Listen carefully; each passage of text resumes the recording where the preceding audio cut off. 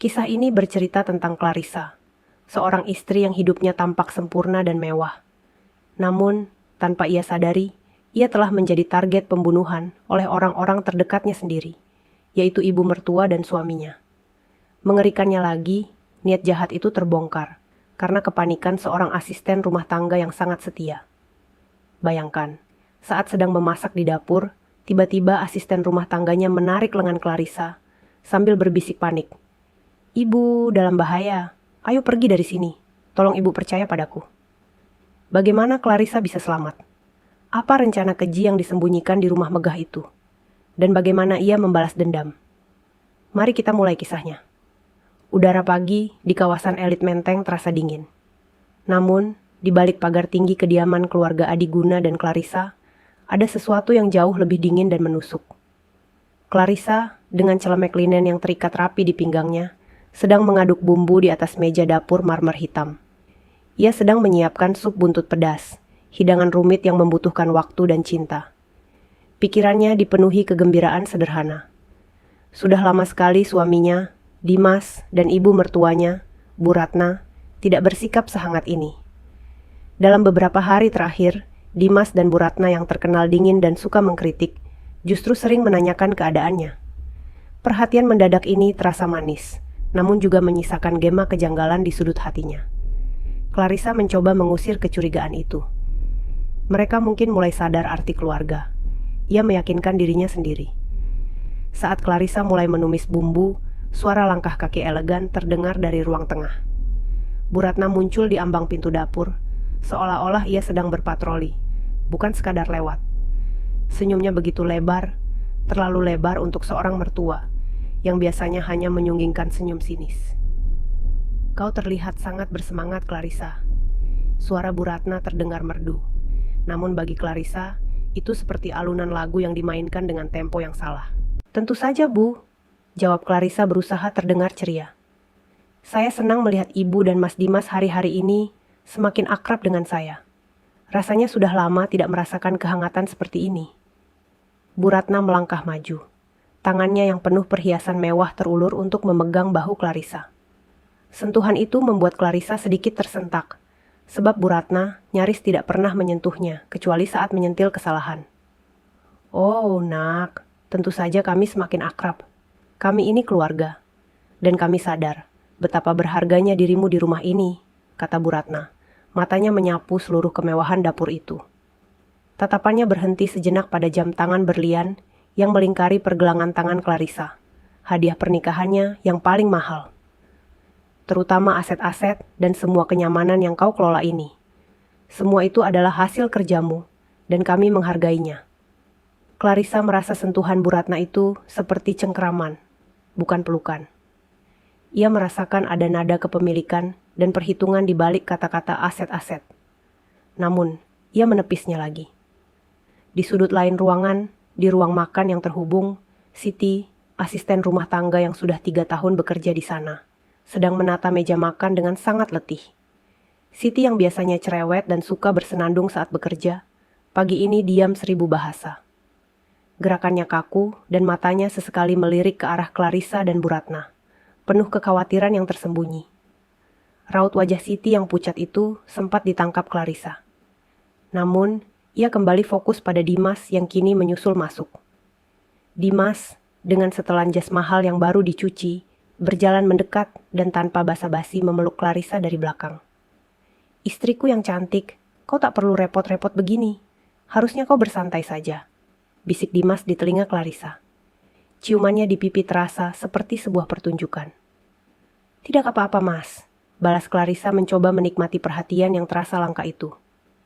"Aku senang melayani kalian. Lagi pula, hari ini kan jadwalmu keluar kota. Mas kapan pulangnya? Aku akan siapkan kopermu." Mendengar kata-kata itu, Dimas melepaskan pelukannya. Ekspresinya mendadak berubah sedikit tegang. "Oh, itu mungkin lusa." "Ya, lusa. Ada urusan mendadak yang harus kuselesaikan di luar kota. Pokoknya, kau di rumah saja ya. Jangan kemana-mana." Ada jeda yang panjang. Dimas mencondongkan tubuhnya, menatap lurus ke mata Clarissa, dan mengulang dengan penekanan yang berlebihan. "Jaga diri baik-baik, jangan sampai kenapa-kenapa ya." Clarissa merasa deja vu. Suaminya mengulang frasa itu dan setiap kata terasa berat. Seolah ia sedang memberikan instruksi terakhir, bukan sekadar pesan cinta. Clarissa menolehkan kepala ke arah Siti. Kali ini, Siti benar-benar menatapnya. Raut wajah Siti tampak seperti orang yang baru saja menyaksikan adegan mengerikan. Ketakutan itu nyata. Siti menggeleng samar, gerakannya secepat kilat. Ekspresinya memohon agar Clarissa mengerti. Lagi-lagi, interaksi itu terputus. Bu Ratna berdehem keras, mengalihkan perhatian Clarissa. Sudahlah Clarissa, fokus pada supmu. Jangan terlalu memikirkan jadwal Dimas. Kami berdua hanya ingin kau tahu bahwa kami sangat menyayangimu. Iya, sayang. Kami sangat menyayangimu. Kami ingin melihatmu aman dan bahagia di rumah ini. Dimas menambahkan, senyumnya kembali dipaksakan. Meskipun logika Clarissa memberontak bahwa Dimas dan Bu Ratna adalah orang yang paling ia cintai, naluri perempuannya menjerit. Mereka berbohong. Ada yang tidak beres. Ini bukan perhatian, ini adalah topeng. Clarissa kembali mengaduk sup buntut. Kepulan asap dari panci terasa menyesakkan. Dan tiba-tiba bau bumbu yang harum itu terasa seperti bau mesiu. Ia berusaha keras untuk tidak menunjukkan kegelisahannya. Ia harus tetap tenang. Bu Ratna dan Dimas pun beranjak ke ruang tengah, meninggalkan Clarissa. Mereka berbicara dengan nada bisikan yang tidak bisa didengar Clarissa. Tetapi pandangan mereka sesekali kembali ke dapur, seolah sedang menghitung waktu. Clarissa mengambil ponselnya, mengetik pesan kepada sahabatnya. Bayu, seorang desainer interior yang juga detektif swasta amatir. Ia hanya mengetik. Perasaan tidak enak. Ada yang aneh dengan Dimas dan Ibu Ratna. Tolong carikan informasiku 2-3 hari ke belakang. Ia mengunci ponselnya, meletakkannya kembali di saku celemek, dan menarik napas dalam-dalam. Tekanan di dadanya semakin kuat. Keheningan di antara suara denting sendok dan pisau di dapur terasa seperti jeritan yang tertahan. Dimas dan Bu Ratna, dua orang yang seharusnya menjadi pelindungnya, kini terasa seperti dua predator yang sedang menunggu mangsanya lengah. Clarissa mendadak teringat. Semalam, ia sempat terbangun dan mendengar suara aneh dari kamar Dimas. Ia mengira Dimas sedang menelepon rekan bisnis, tapi suaranya terlalu lirih dan tegang. Ia sempat mendekat, tapi suara Bu Ratna yang serak terdengar berbisik, "Hati-hati, dia bisa bangun. Lakukan saja seperti yang sudah kita rencanakan. Kau ingin semua itu, kan?" Saat itu, Clarissa mundur. Ia mengira ia hanya salah dengar. Sekarang, ia sadar. Mungkin ia tidak salah dengar. Clarissa mematikan api kompor. Sup sudah matang. Ia menatap pantulan dirinya di jendela dapur. Wajahnya tampak lelah. Matanya memancarkan ketakutan yang samar. Ia harus segera pergi dari sana, setidaknya untuk berpikir jernih. Tapi, ia harus mencari alasan. Saat ia berbalik untuk mengambil mangkuk, tiba-tiba sebuah tangan mencengkram lengannya kuat-kuat. Itu adalah Siti. Wajahnya kini benar-benar pucat pasi. Matanya membesar. Dan ia menarik lengan Clarissa dengan kekuatan yang tak terduga. Ibu,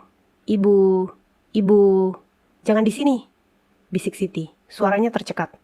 Ia tampak seperti orang yang baru saja melihat hantu. Siti, ada apa? Tenanglah, desak Clarissa mencoba melepaskan cengkraman. Siti tidak peduli. Ia menarik Clarissa melewati pintu belakang dapur, menuju kebun. Napasnya terengah-engah. Ia terus menarik, mengabaikan protes Clarissa. Di matanya ada teror yang murni. Teror yang meyakinkan Clarissa bahwa ini bukanlah sekadar drama. Ibu dalam bahaya, ayo pergi dari sini. Tolong ibu percaya padaku. Teriak Siti dalam bisikan yang histeris. Air mata mengalir di pipinya. Mereka sedang merencanakan kecelakaan. Mereka ingin semua harta ibu. Jantung Clarissa serasa berhenti berdetak. Ia tertegun, otaknya menolak memproses informasi yang baru saja ia dengar. Dimas suaminya, Bu Ratna mertuanya, merencanakan kecelakaan. Siti, jangan bercanda. Itu suamiku, itu ibunya, seru Clarissa. Namun Siti sudah menariknya ke gerbang belakang. Saya dengar semuanya. Tadi malam mereka sedang menelepon seseorang, membicarakan kapan waktu yang tepat. Mereka bilang, kecelakaan itu harus terlihat natural. Bu, ayo, saya mohon Bu, saya dengar semuanya. Siti memohon dengan air mata yang kini membasahi pipi Clarissa. Clarissa tidak tahu harus percaya atau tidak. Namun, ia melihat ketulusan mutlak di mata Siti. Sinyal bahaya dari Bu Ratna dan Dimas, kegelisahan Siti sejak tadi pagi, bisikan semalam. Semuanya tiba-tiba berbaris membentuk sebuah kesimpulan yang mengerikan. Ia menarik napas panjang, menelan ketakutannya, dan mengambil keputusan yang menentukan hidupnya. Ia menuruti Siti. Mereka berdua menyelinap keluar dari gerbang belakang, meninggalkan rumah mewah itu, dapur yang penuh aroma sup buntut pedas, dan dua orang jahat yang tengah menanti waktu yang tepat untuk beraksi. Clarissa hanya membawa ponsel dan dompetnya yang kecil. Saat mereka berlari menjauhi rumah, Clarissa menoleh ke belakang sekali lagi. Ia syok. Di balik kaca ruang kerja Dimas, ia melihat siluet suaminya dan mertuanya sedang tertawa, menatap ke arah dapur, seolah sedang menantikan sesuatu yang buruk. Clarissa akhirnya percaya. Di rumah mewahnya, diam-diam mertua dan suaminya sedang merencanakan kecelakaannya untuk menguasai seluruh hartanya. Clarissa kini telah melarikan diri, dengan hanya membawa satu-satunya aset berharganya, nyawanya dan kesetiaan Siti. Keputusan cepat itu sudah dibuat, tetapi bahaya belum berakhir. Di luar sana, Bu Ratna dan Dimas akan segera menyadari bahwa mangsa mereka telah lolos. Pelarian Clarissa dan Siti terasa seperti pelarian dari mimpi buruk yang menjadi kenyataan. Napas mereka tersengal-sengal, bukan hanya karena kelelahan fisik, tetapi karena beban teror yang baru saja mereka pikul. Mereka terus berlari, menembus gang-gang sempit di belakang komplek perumahan elit itu, yang jarang dilewati oleh mobil mewah. Clarissa masih mengenakan celemek kotor dan sandal rumah, kontras dengan wajahnya yang pucat dan dipenuhi air mata. Ponselnya bergetar di saku celemek, namun ia tidak berani melihatnya. Kita sudah jauh, Bu. Kita sudah jauh. Siti terengah-engah, suaranya dipenuhi kelegaan bercampur ketakutan. Siti yang bertubuh kecil ternyata memiliki kekuatan yang besar, didorong oleh kepanikan dan loyalitas. Clarissa tersandar ke dinding beton yang kasar, mencoba menstabilkan napasnya. Aku tidak percaya, bisiknya. Suaranya nyaris hilang. Aku tidak percaya itu semua benar. Siti, kau yakin? Kau tidak salah dengar? Mungkin itu hanya percakapan bisnis yang salah kupahami. Siti menggenggam tangan Clarissa. Tatapannya tegas, jauh dari sikapnya yang biasanya tunduk. Ibu, dengarkan saya. Saya sudah 3 tahun melayani ibu. Saya tahu ibu wanita baik. Saya tahu ibu tidak pantas menerima ini. Percakapan semalam, saya mendengarnya dengan jelas, Bu. Siti lalu menceritakan detailnya dengan mata berkaca-kaca. Menjelaskan bagaimana ia terbangun saat tengah malam untuk mengambil minum dan mendengar suara lirih dari ruang kerja Dimas. Bu Ratna bilang, kecelakaan itu harus terjadi hari ini, Bu. Tepat sebelum Mas Dimas pergi keluar kota agar ia punya alibi kuat. Mereka tidak menggunakan pistol atau racun Bush. Mereka merencanakan sesuatu yang lebih terlihat alami. Siti menarik napas tajam. Mereka bicara soal kebocoran gas. Mereka sudah memanipulasi pemanas air di gudang. Mereka bilang, saat ibu berada di dapur lama, bau gas tidak akan terlalu terasa karena ventilasi. Setelah ibu selesai masak, mereka akan menyuruh ibu mengambil sesuatu dari gudang yang terhubung ke dapur. Mereka berharap ibu menyalakan lampu dan... Duar. Siti tidak bisa melanjutkan. Ia menutup wajahnya. Dan mereka sempat menyebut nama ibu sambil tertawa, Bu. Tertawa seolah ini adalah lelucon kotor. Mereka bilang, asuransi dan surat warisan akan membuat mereka kaya raya. Mereka tidak punya hati. Mendengar detail yang begitu mengerikan dan spesifik, dinding penyangkalan di hati Clarissa runtuh. Bukan hanya rencana keji, tetapi cara mereka memilih skenario kecelakaan yang direncanakan di rumahnya sendiri, di tengah kehangatan palsu yang mereka suguhkan pagi itu. Sup buntut pedas yang ia masak, itu adalah hidangan terakhirnya. Clarissa merasa mual, bukan karena lapar, tetapi karena rasa dikhianati hingga kesumsum. Aku harus menghubungi polisi, kata Clarissa, tangannya gemetar meraih ponsel. Jangan, Bu, jangan dulu, Siti mencegah. Mereka pintar, Bu. Mas Dimas pasti sudah memantau semua telepon rumah dan ibu. Jika ibu telepon polisi sekarang, mereka akan langsung tahu, dan mereka akan memutarbalikkan fakta. Mereka akan bilang, ibu gila atau lebih parah. Mereka akan menuduh saya karena saya hanyalah seorang pembantu. Clarissa terdiam. Siti benar. Dimas adalah seorang direktur perusahaan besar yang selalu mengandalkan teknologi canggih dan Bu Ratna memiliki koneksi sosial yang sangat luas. Kata-kata mereka akan jauh lebih dipercaya daripada kesaksian Siti, atau bahkan Clarissa yang terlihat syok dan tidak stabil. Kita harus kemana, Siti? Aku tidak membawa apa-apa. Kartu, KTP, semuanya ada di tas kerjaku di kamar. Lirih Clarissa, merasa dirinya kini seperti sehelai daun yang terbawa arus. Jangan khawatir, Bu. Ikut saya punya tempat. Tempat yang tidak akan pernah terpikirkan oleh mereka. Kata Siti, matanya memancarkan keyakinan yang tak pernah dilihat Clarissa. Saya punya kontrakan kecil di pinggiran kota. Hanya gubuk sederhana, tapi aman, Bu. Saya jamin, tidak ada satupun koneksi mereka yang bisa sampai ke sana. Meskipun hatinya menjerit menolak masuk lingkungan yang serba sederhana dan asing, Clarissa tahu ia tidak punya pilihan. Ia mengikuti Siti, berjalan kaki, menggunakan angkutan umum yang padat. Sebuah pengalaman yang sudah ia lupakan sejak 15 tahun yang lalu, ketika ia masih berjuang membangun karirnya. Saat mereka berdesakan di angkutan umum, ponsel Clarissa kembali bergetar. Sebuah pesan dari Dimas. Sayang, sup buntutnya enak sekali. Cepatlah ke gudang, di sana ada kotak kado dariku. Aku ingin kau buka sekarang juga. Jantung Clarissa berdesir dingin. Gudang, kotak kado, itu pasti adalah kode mereka. Itu adalah pemicu yang akan membuatnya menyalakan lampu, memicu percikan, dan mengakhiri hidupnya. Ia menatap pesan itu, air matanya menetes. Siti melihatnya, dan segera merebut ponsel itu, mematikannya. Sudah, Bu, jangan buka lagi.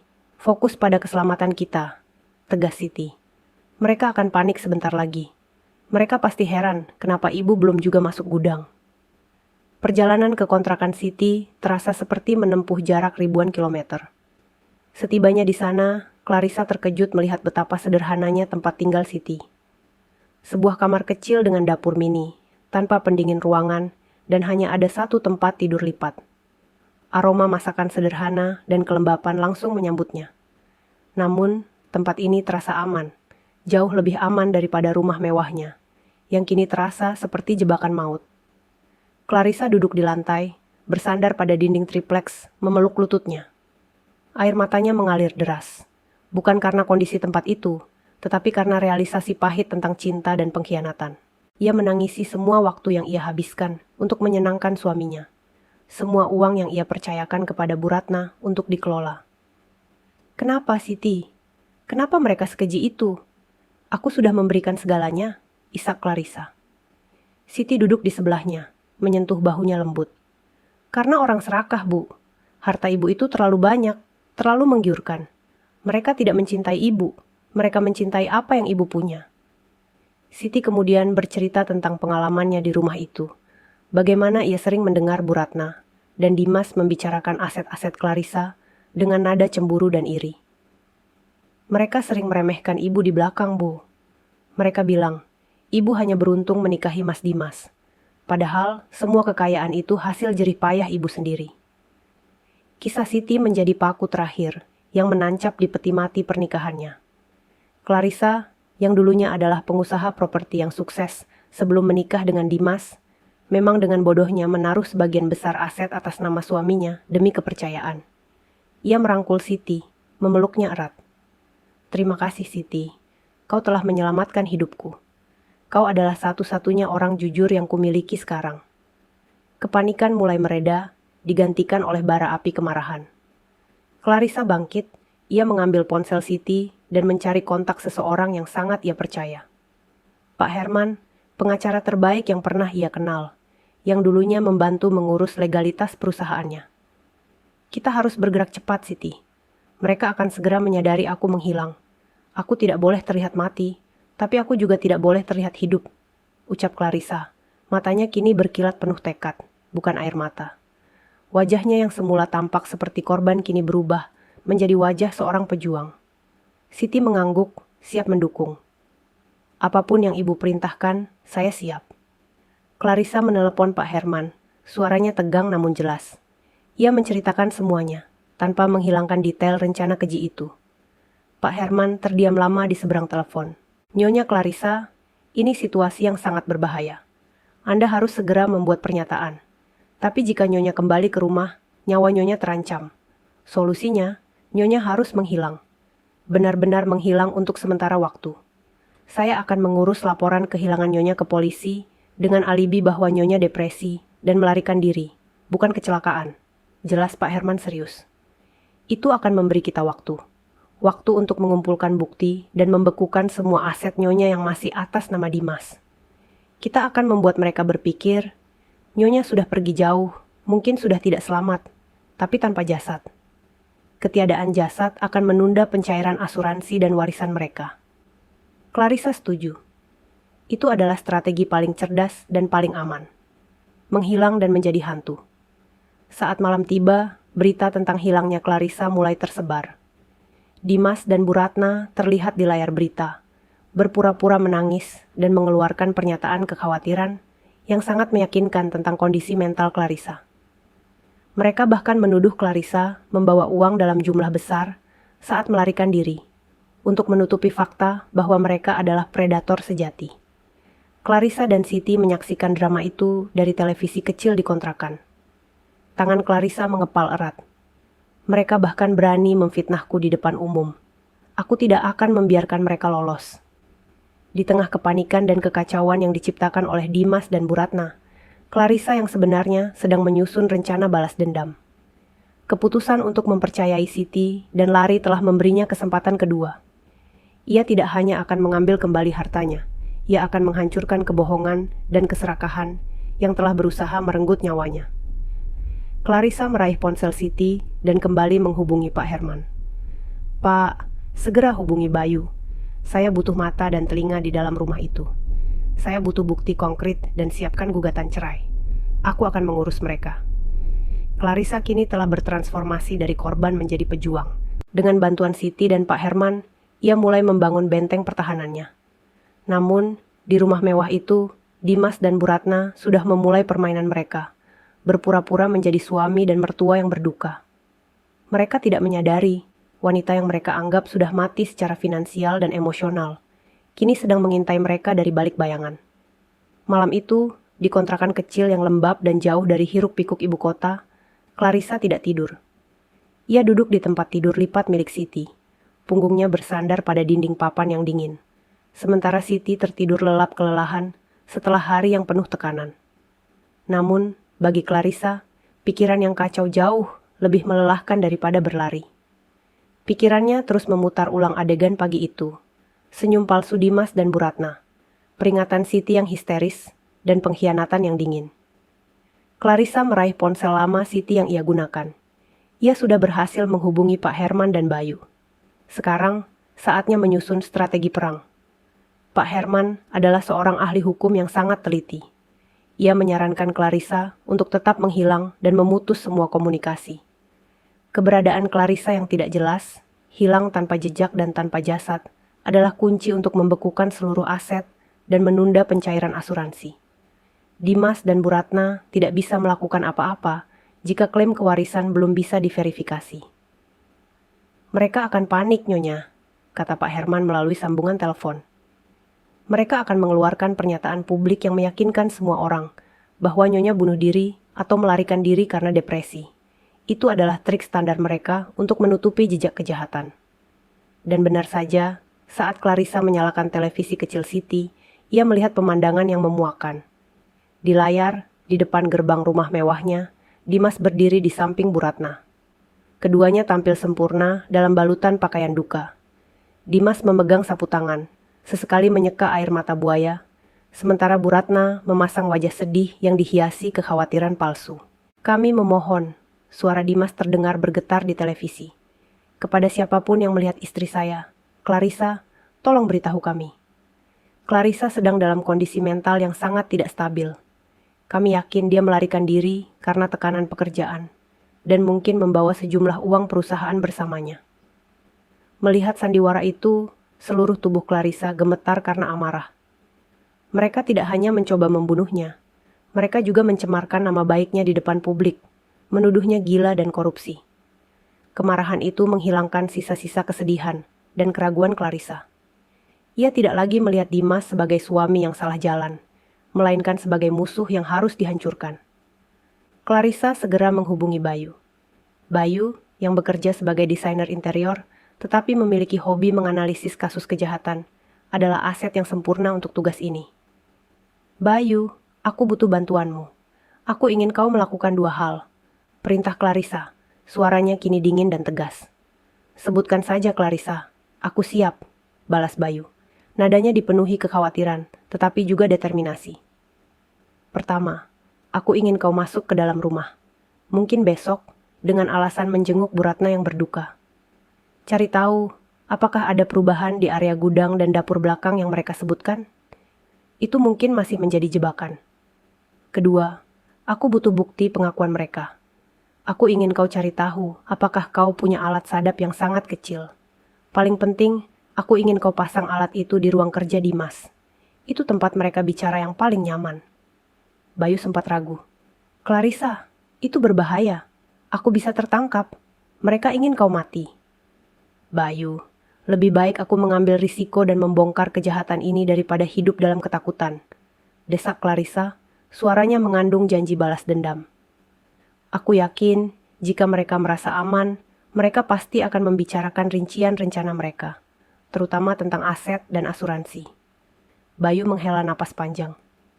Baik, aku akan melakukannya. Aku punya satu alat sadap kecil yang biasanya kupakai untuk lelucon. Aku akan mencari cara untuk menyelinap masuk besok. Setelah menutup telepon, Clarissa merasa sedikit lega. Ia tidak sendirian.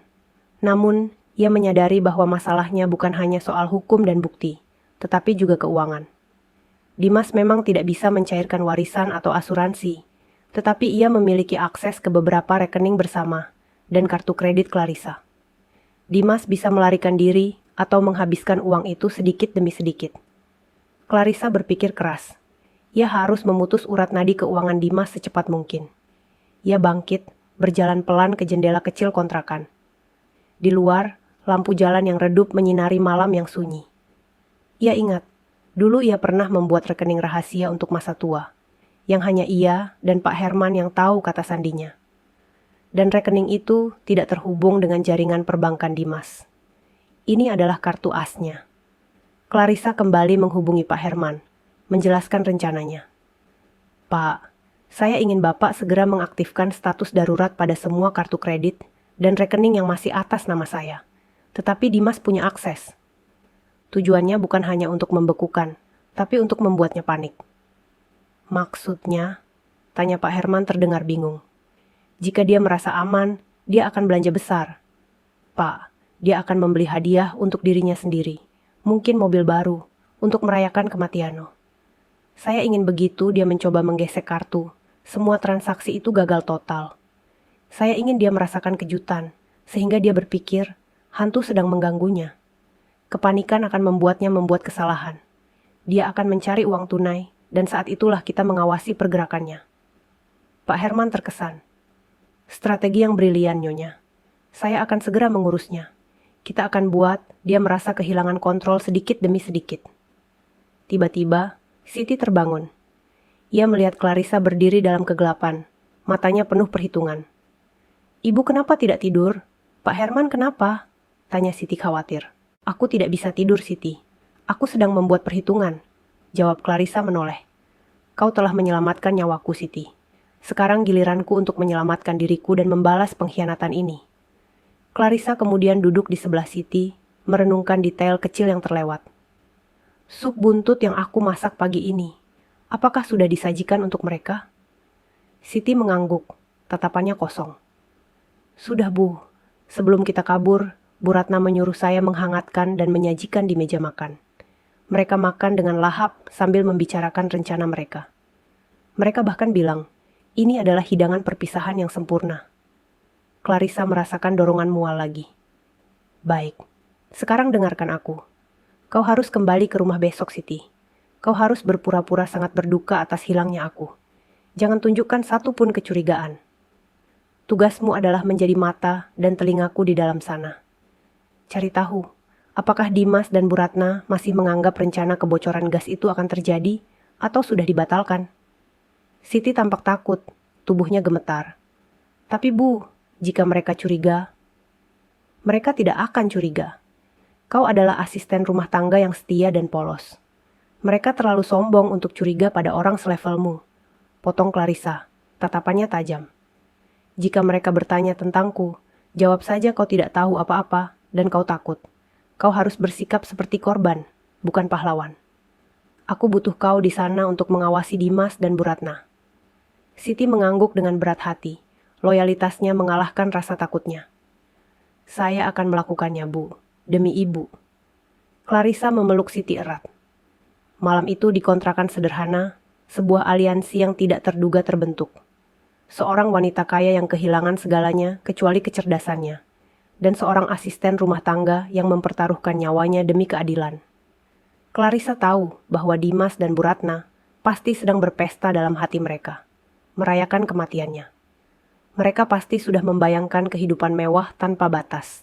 Namun mereka tidak sadar bahwa drama yang baru saja mereka ciptakan hanyalah babak pembuka dari kehancuran mereka sendiri. Clarissa sudah siap menarik semua karpet di bawah kaki mereka.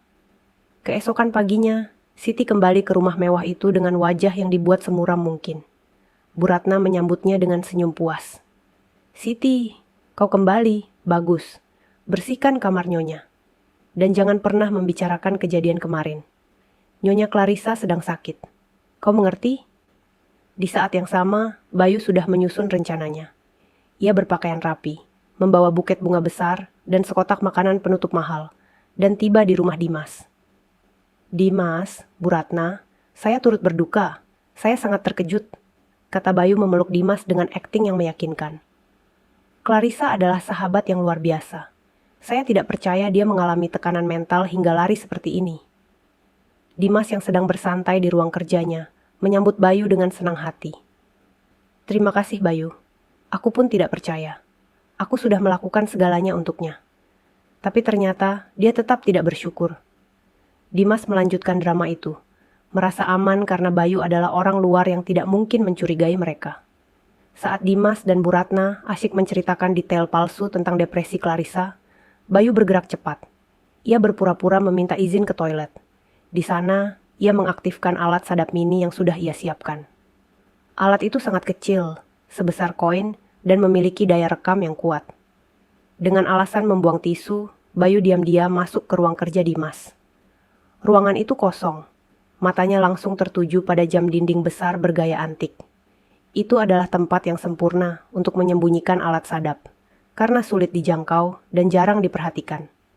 Dalam hitungan detik, Bayu menempelkan alat sadap itu di balik jam. Hanya ada satu kali klik kecil yang tertutup oleh gemuruh detak jam itu sendiri. Misi pertama berhasil. Clarissa kini punya mata dan telinga di sarang musuh. Bayu kembali ke ruang tengah, bergabung dengan Dimas dan Bu Ratna. Namun, suasana hati Dimas mendadak berubah. Ia mencoba menggunakan kartu kredit Clarissa untuk membeli barang mewah secara daring sebagai hadiah hiburan atas musibah yang menimpanya. Namun, setiap kali ia mencoba transaksi, selalu muncul notifikasi. Transaksi ditolak. Kartu dalam pengawasan. Raut wajah Dimas langsung keruh. Ia mengira ini hanyalah kesalahan bank. Tetapi setelah mencoba 3 kartu berbeda dengan hasil yang sama, ia mulai panik. Sialan, umpat Dimas. Tidak peduli ada Bayu di sana. Kenapa semua kartunya diblokir? Bagaimana aku bisa membeli mobil baru untuk diriku sendiri? Bu Ratna menenangkannya. Mungkin Clarissa yang melakukannya sebelum dia pergi, Dimas. Dia memang gila. Coba gunakan rekening bank lain yang kau tahu, kata sandinya. Dimas mencoba masuk ke rekening lain yang seharusnya menjadi rekening bersama. Setelah memasukkan kata sandi, ia mendapatkan pesan lain. Rekening ini sedang ditinjau hukum. Semua dana dibekukan sementara. Wajah Dimas berubah dari marah menjadi ketakutan. Ia menatap Bu Ratna dengan ngeri. Bu, ini tidak beres. Semua rekening dibekukan. Siapa yang melakukannya? Hanya Clarissa dan pengacaranya yang bisa melakukan ini. Bu Ratna, yang tadi pagi masih tertawa merayakan kebebasan finansial mereka, kini pucat pasi. Kekhawatiran mereka berubah menjadi teror. Wanita yang mereka anggap sudah mati atau gila, ternyata masih bisa mencengkeram leher mereka dari jauh. Ini adalah kejutan pertama dari Clarissa. Bayu, yang pura-pura sibuk dengan ponselnya, mencatat semua kepanikan ini. Ia tahu, Clarissa telah memulai serangan baliknya. Dimas dan Bu Ratna telah menyadari bahwa, meskipun Clarissa telah menghilang, aset itu belum menjadi milik mereka. Dan selama aset itu masih bergerak, Clarissa masih ada. Di kontrakan kecilnya, Clarissa menerima pesan singkat dari Pak Herman. Serangan finansial tahap pertama berhasil. Mereka panik, Nyonya. Clarissa tersenyum. Senyum itu bukan lagi senyum naif yang mudah ditipu, melainkan senyum penuh kemenangan dari seorang jenderal yang baru saja memenangkan pertempuran pertama. Malam itu, Dimas dan Bu Ratna menghabiskan waktu di ruang kerja, berbisik-bisik.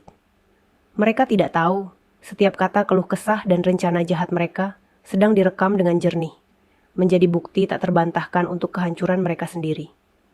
Mereka tidak tahu bahwa hantu yang mereka ciptakan kini sedang mengumpulkan amunisinya, siap untuk menyerang balik. Kepanikan finansial yang dilancarkan Clarissa melalui Pak Herman, seperti pukulan telak yang merobohkan benteng kesombongan Dimas dan Bu Ratna. Di ruang kerja mewah yang kini terasa seperti ruang interogasi, Dimas terlihat takut, bahunya merosot seperti anak kecil yang kehilangan mainan kesayangannya. Ia terus-menerus menekan tombol refresh pada situs bank di komputernya, berharap pembekuan dana itu hanyalah kesalahan teknis. Namun, setiap upaya selalu berujung pada pesan merah yang sama. Tindakan hukum aktif. Ini tidak mungkin kebetulan, Bu, raung Dimas, meninju meja kayu mahoni itu. Clarissa pasti hidup. Dia pasti menghubungi Herman, dan wanita gila itu pasti sudah memutarbalikkan fakta tentang kecelakaan itu. Dia mencuri start dari kita. Bu Ratna, yang biasanya tenang dan penuh perhitungan, kini berjalan mondar-mandir dengan cemas, gaun sutranya terlihat kusut. Ia tidak lagi memikirkan citra di depan publik. Fokusnya kini hanya pada uang. Tenang Dimas, kita harus tenang. Selama tidak ada jasad, kita masih punya kartu asuransi. Tapi kita harus bertindak cepat. Kalau semua aset Clarissa dibekukan, rekening kita yang lain juga akan kena imbas. Dan kau tahu, sebagian besar uang tunai kita berasal dari pinjaman atas nama aset properti milik wanita itu. Pinjaman yang kita ambil untuk menutupi hutang judimu itu, Bu, sindir Dimas dengan suara keras. Kekesalan mengubah rasa takutnya menjadi amarah kepada ibunya sendiri. Kita terlalu percaya diri. Kita seharusnya menyingkirkannya saat dia tidur, bukan menunggu drama di dapur. Suara percekcokan mereka terdengar keras, mengisi seluruh ruangan. Di luar, Siti yang sedang membersihkan vas bunga di koridor, pura-pura tidak mendengar apa-apa. Namun, ia mencatat setiap nada tinggi dan setiap kata. Mereka berantem hebat di ruang kerja, bicara tentang hutang dan menyesal tidak langsung bunuh ibu saat tidur. Ketik Siti dalam pesannya. Sementara itu, di kontrakan kecil, Clarissa menerima pembaruan dari kedua mata-matanya. Pesan Siti menegaskan niat pembunuhan, dan telepon dari Bayu mengonfirmasi bahwa alat sadap bekerja. Namun, Dimas dan Bu Ratna belum menyerah. Mereka masih punya rencana lain. Mereka masih bisa melarikan diri, membawa sisa-sisa uang tunai yang mereka sembunyikan.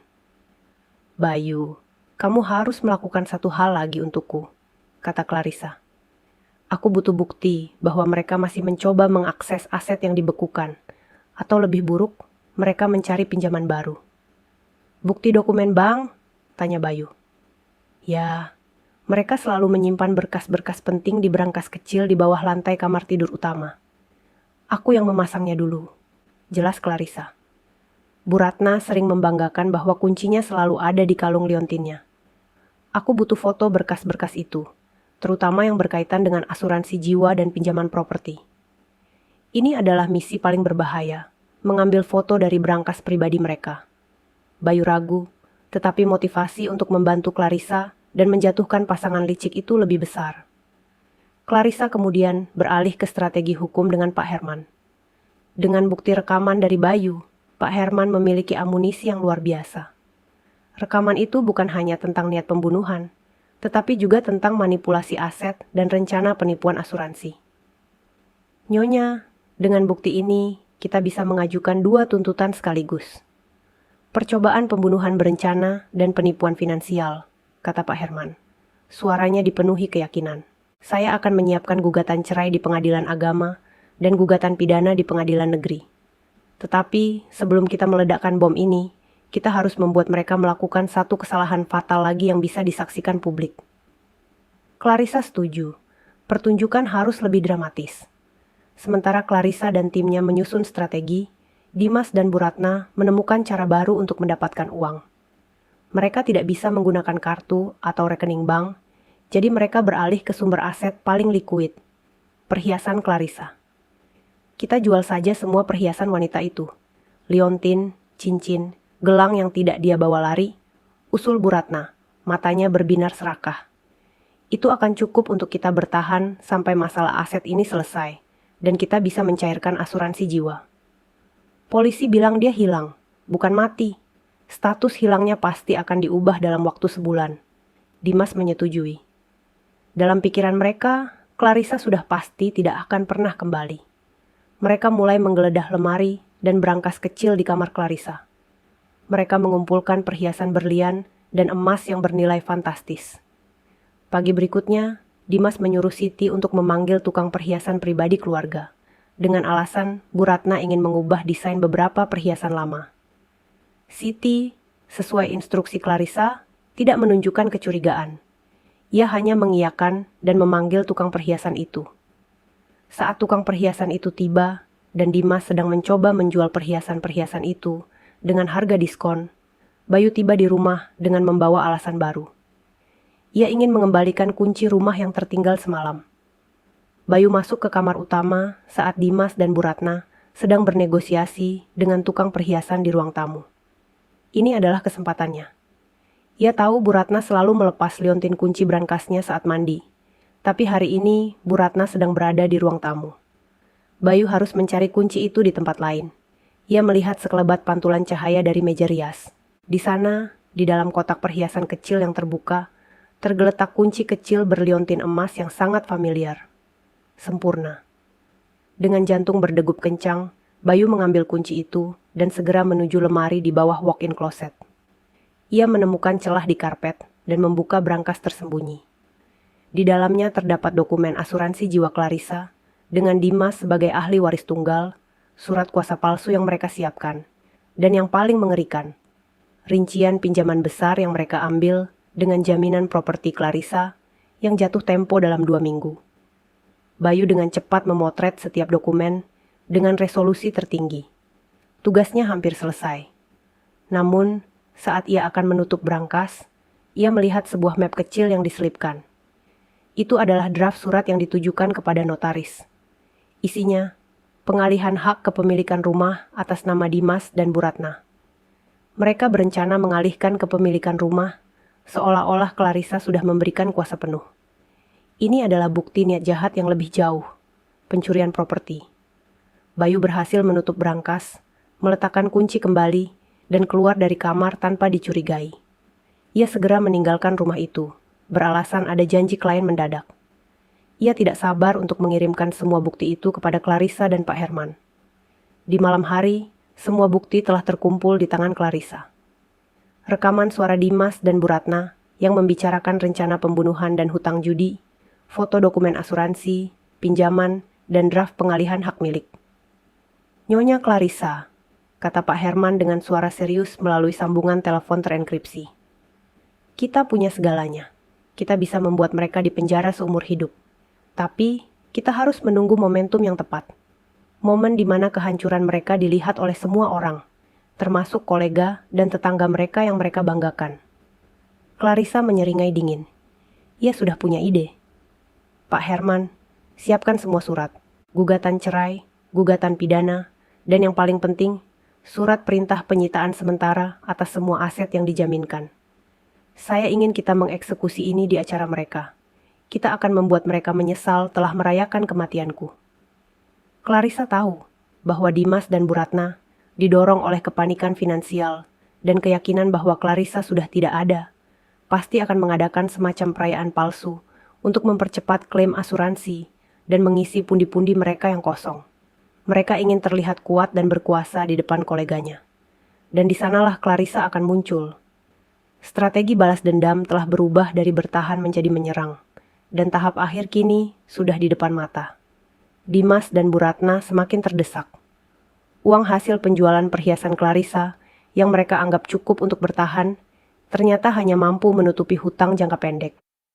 Pinjaman besar atas jaminan properti Clarissa yang jatuh tempo 2 minggu lagi menjadi mimpi buruk yang menghantui mereka. Kepanikan karena aset dibekukan dan tenggat waktu hutang membuat akal sehat mereka lenyap. Mereka harus mempercepat proses pencairan asuransi jiwa Clarissa. Dan untuk itu, status hilang tidak cukup. Mereka memerlukan sebuah bukti tragedi. Di tengah malam buta, di ruang kerja yang kini mereka anggap sebagai ruang perang, Bu Ratna menatap Dimas dengan mata liar. Kita harus melakukan sesuatu yang drastis, Dimas. Kita harus buat Clarissa benar-benar terlihat mati. Tidak ada jasad, tidak masalah, tapi harus ada drama yang meyakinkan polisi dan asuransi. Bagaimana, Bu? Semua sudah kita batalkan. Dimas berbisik, suaranya dipenuhi ketakutan. Kita tidak bisa kembali ke rencana gas itu. Terlalu berisiko dan Siti mungkin curiga. Siti sudah kita perintahkan diam, dan dia hanya pembantu bodoh, balas Bu Ratna. Kita tidak perlu melukai Clarissa. Dia sudah menghilang. Kita hanya perlu menciptakan adegan kecelakaan yang meyakinkan di suatu tempat. Sesuatu yang melibatkan mobilnya. Kita buat seolah-olah dia depresi, hilang kendali, dan mobilnya jatuh ke jurang. Rencana gila itu disetujui dalam keputusasaan. Mereka berdua tahu bahwa mobil mewah milik Clarissa, sebuah mobil SUV hitam keluaran terbaru, masih tersimpan aman di garasi. Dimas segera menghubungi kenalan lamanya, seorang preman yang biasa ia gunakan untuk menekan klien, bernama Rudi. Dimas menjanjikan uang dalam jumlah besar dari penjualan mobil itu, asalkan Rudi bisa menghilangkan mobil itu dan membuat adegan kecelakaan tunggal yang terlihat tragis dan meyakinkan. Keesokan harinya, Siti yang sedang membersihkan garasi melihat Dimas sedang berbisik-bisik dengan seorang pria asing bertato di dekat mobil SUV Clarissa. Siti, yang kini sudah berani dan penuh tekad, segera mencari momen untuk mengambil ponselnya dan memotret plat nomor mobil serta wajah pria itu secara diam-diam. Ia mengirimkan bukti itu kepada Clarissa, disertai pesan singkat. Mas Dimas sedang mengatur mobil ibu. Ada rencana baru, sepertinya mobil ibu akan dijual atau dihancurkan. Di kontrakan, Clarissa menerima foto itu. Ia tahu Dimas sedang menuju kesalahan fatal. Clarissa segera menghubungi Pak Herman. Pak, mereka akan menggunakan mobil saya untuk menciptakan kecelakaan palsu. Ini adalah kesempatan emas kita. Dimas akan menyerahkan mobil yang merupakan barang bukti kepemilikan saya kepada seorang preman.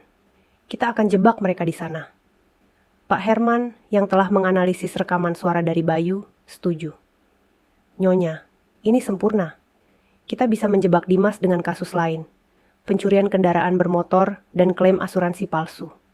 Kita akan buat mereka tertangkap basah, seolah-olah mereka adalah pelaku yang sedang menyiapkan adegan. Ini akan jauh lebih dramatis daripada sekadar membekukan aset. Clarissa meminta Pak Herman untuk segera melacak plat nomor mobilnya dan memberitahu pihak kepolisian untuk bersiaga. Rencananya adalah membiarkan Dimas dan preman itu membawa mobil, dan begitu mereka berada di lokasi terpencil yang disepakati, polisi akan datang menggerebek dan menemukan mereka tengah merusak barang bukti. Sebuah mobil yang secara hukum masih terdaftar atas nama Clarissa. Sore harinya, Dimas bertindak. Ia berbohong kepada Bu Ratna bahwa ia akan bertemu dengan detektif swasta untuk mencari Clarissa. Ia segera keluar rumah dengan alasan itu dan bertemu dengan Rudi di pinggir jalan. Dimas menyerahkan kunci mobil dan sejumlah uang tunai. Ambil mobil ini, hancurkan, dan buat terlihat seperti kecelakaan yang mengerikan. Mobil itu harus hilang dari muka bumi, Rudi. Kau bisa menjual sisa besi tua itu untuk dirimu sendiri. Dimas kembali ke rumah dengan perasaan lega yang sesaat. Bu Ratna menyambutnya dengan senyum penuh harap, mengira rencana mereka akan berhasil. Mereka berdua duduk di ruang kerja, menikmati secangkir teh mahal, dan membayangkan betapa cepatnya mereka akan mendapatkan uang asuransi. Namun, yang tidak mereka ketahui, di luar sana, tim Clarissa telah beraksi. Rudi mengendarai SUV hitam Clarissa menuju jalan pegunungan yang terjal, lokasi yang ia anggap sempurna untuk membuat kecelakaan mobil terlihat alami. Ia mengemudi sembarangan, sesekali tertawa kecil, membayangkan uang tunai yang akan ia dapatkan.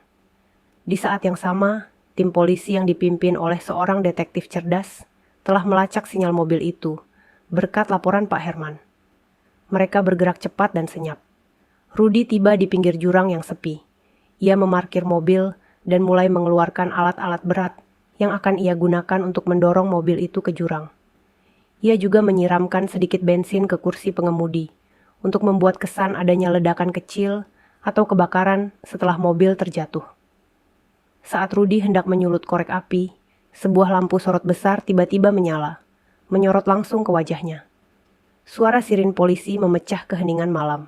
"Polisi, jangan bergerak, angkat tanganmu." Rudy terkejut, alat-alatnya jatuh.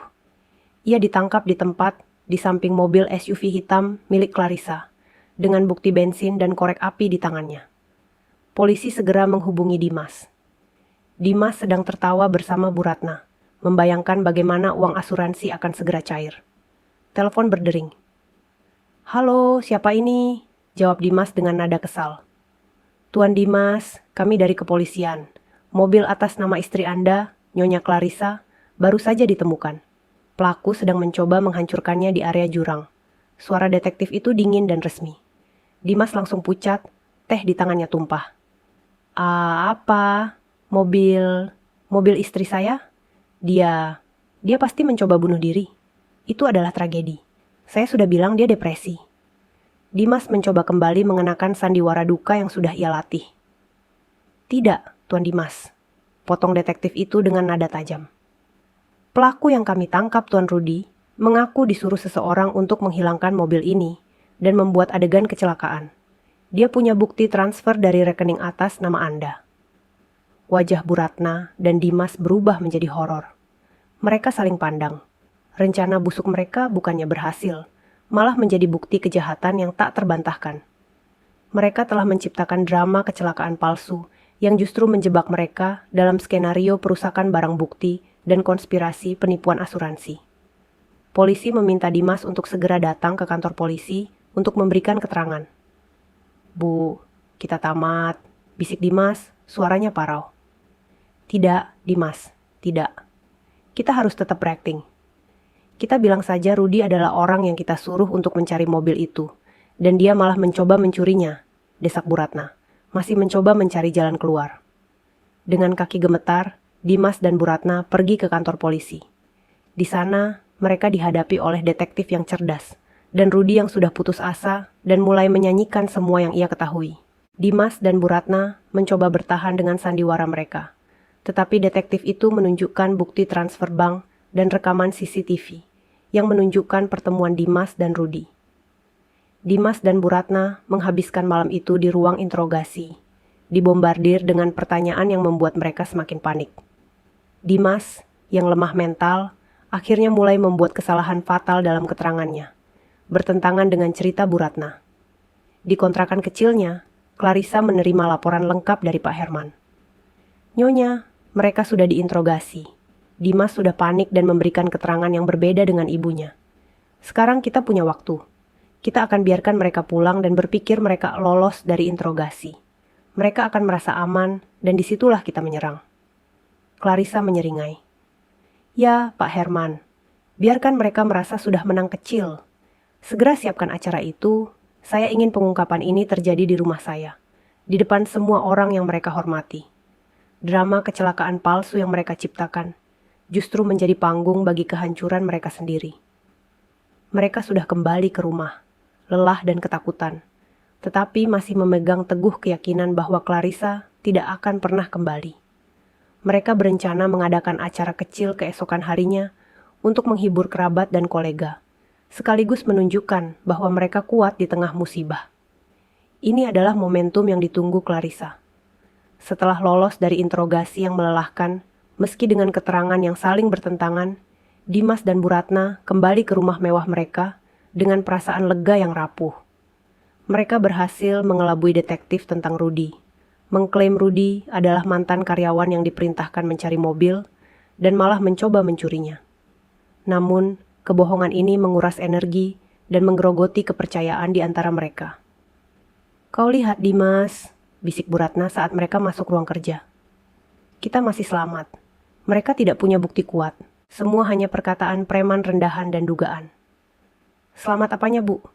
Dimas membanting tubuhnya ke sofa kulit. Semua kartu dibekukan. Kita sudah menjual perhiasan. Dan kita hampir saja tertangkap karena kecelakaan palsu itu. Kita harus segera mendapat uang, Bu. Pinjaman itu jatuh tempo 2 minggu lagi. Dan kalau kita gagal bayar, semua properti yang kita jaminkan atas nama Clarissa akan disita. Bu Ratna menatap kalender di meja Dimas. Kita adakan acara besok, acara kecil-kecilan. Kita sebut saja perkumpulan doa dan dukungan untuk mencari Clarissa.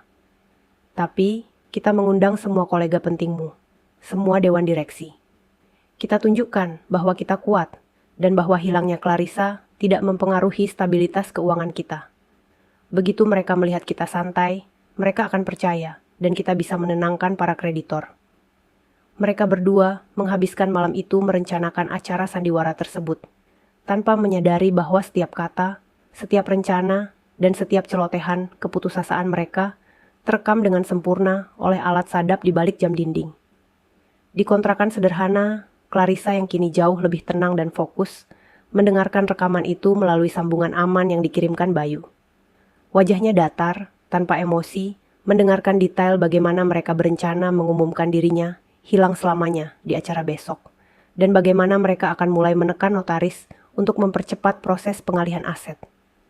Mereka sudah memutuskan panggungnya, Pak Herman, kata Clarissa melalui telepon terenkripsi. Besok, di rumah saya. Kita serang mereka di sana. Sempurna, Nyonya, jawab Pak Herman. Semua dokumen sudah siap. Gugatan cerai sudah disahkan. Perintah penahanan sementara atas dugaan konspirasi pembunuhan dan penipuan asuransi juga sudah saya dapatkan. Dan yang paling krusial, surat perintah sita dari pengadilan untuk semua aset properti yang mereka jaminkan atas nama Nyonya. Saya akan mengurus pendaftaran itu di kantor notaris, sehingga tidak ada lagi celah hukum bagi mereka. Clarissa memberikan tugas terakhir kepada Pak Herman dan Bayu. Pak Herman, saya ingin Bapak datang ke acara itu bersama seorang petugas pengadilan yang sah.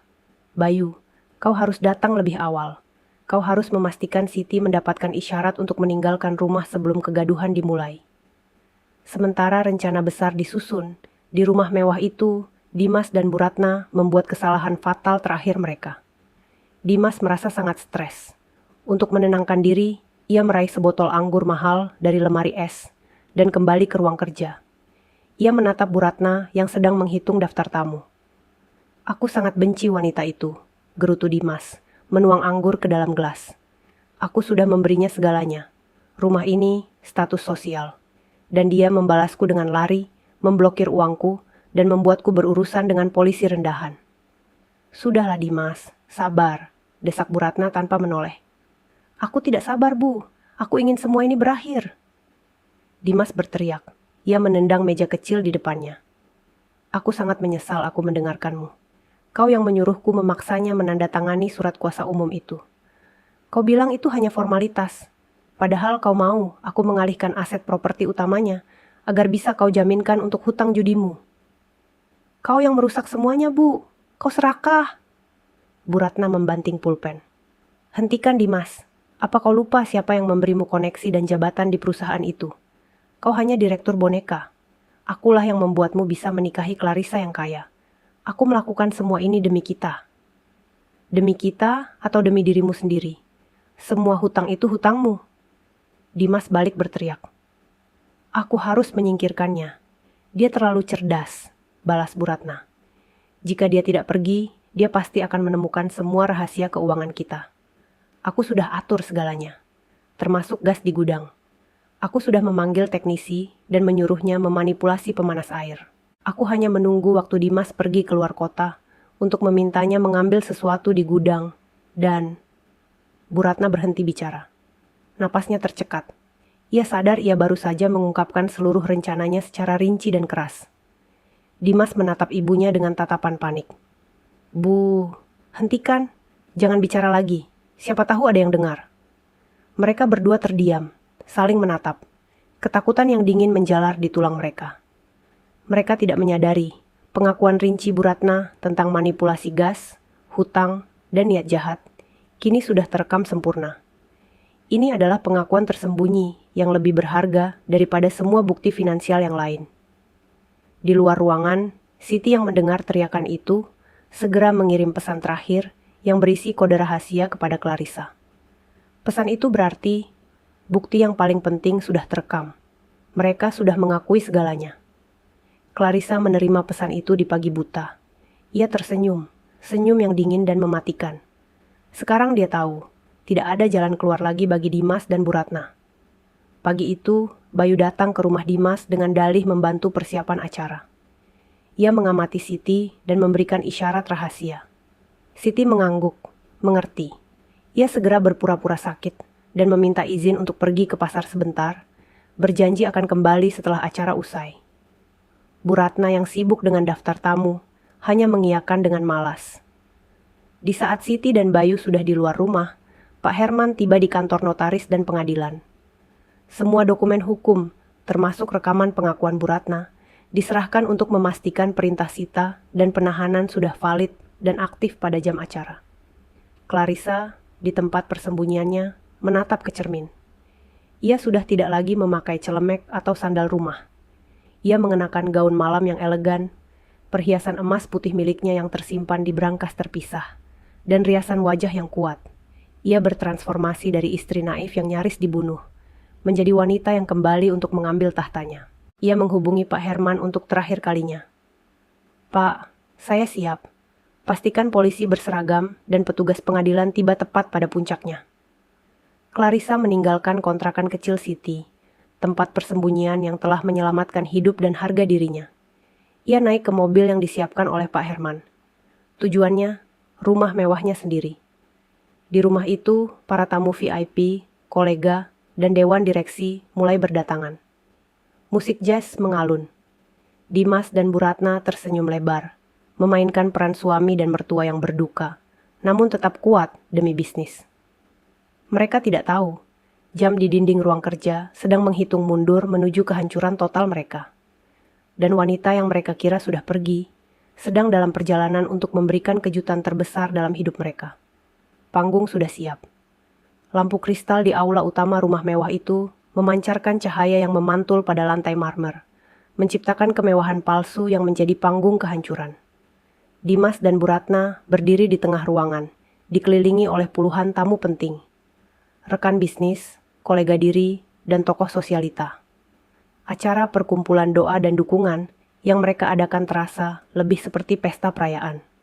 Keduanya tersenyum lebar, senyum yang memamerkan kekuatan dan kesombongan. Meskipun di dalam hati mereka, ketakutan akan hutang dan interogasi polisi masih bercokol. Bu Ratna mengambil mikrofon yang disiapkan di sudut ruangan. Terima kasih banyak atas kehadiran Anda semua. Kehadiran Anda adalah bukti bahwa kami, keluarga Dimas, tetap kuat di tengah musibah ini. Kami sangat yakin, Clarissa istri saya, pasti sudah menemukan kedamaian yang ia cari. Dan kami akan berusaha sekuat tenaga untuk melanjutkan semua bisnis dan legasi yang sudah ia tinggalkan.